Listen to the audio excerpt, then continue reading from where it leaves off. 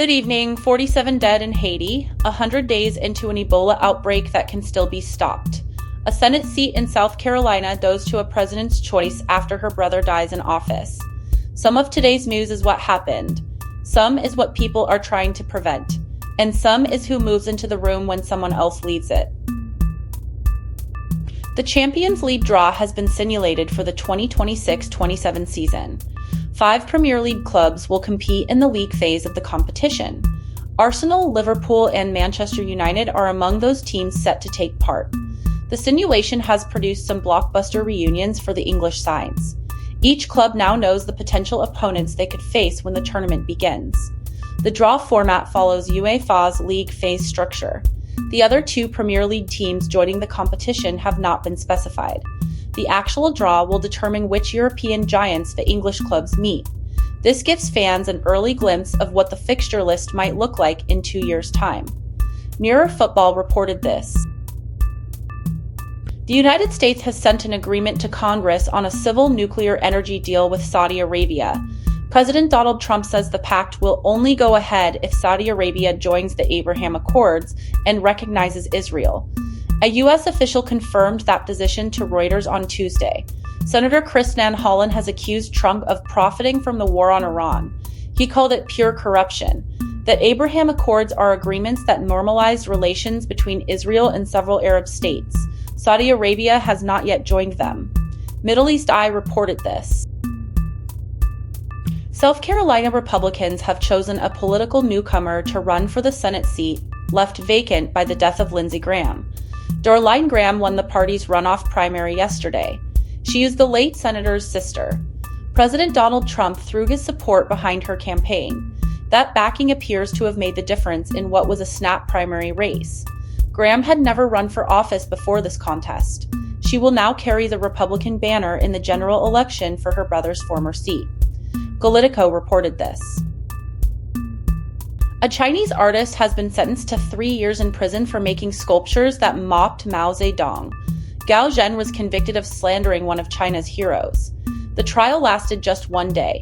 It was held in secret. Gao is part of a brotherly duo known for satirical artworks. The two have built their reputation on pieces that challenge authority. The conviction shows how Beijing continues to punish artists who question the country's revolutionary icons, even decades after Mao's death. NYT World reported this. Republicans in battleground states say the president needs to give them the same treatment he gave his candidate in South Carolina. He went to great lengths to push that candidate over the finish line there. But those Republicans argue their races are the ones that will actually determine which party controls Congress. They're calling it put up or shut up time. They want the same level of support. South Carolina got the full court press, and now other candidates say it's their term. The tension highlights a question about where the president spends his political capital. Some races matter more than others for the balance of power on Capitol Hill. Politico reported this.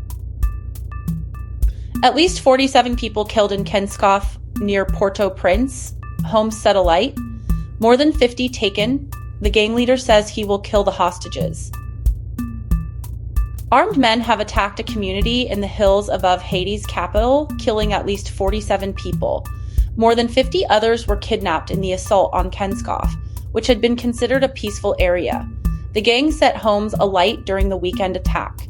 A gang leader is now threatening to kill the hostages if authorities kill any gang members while trying to secure the community.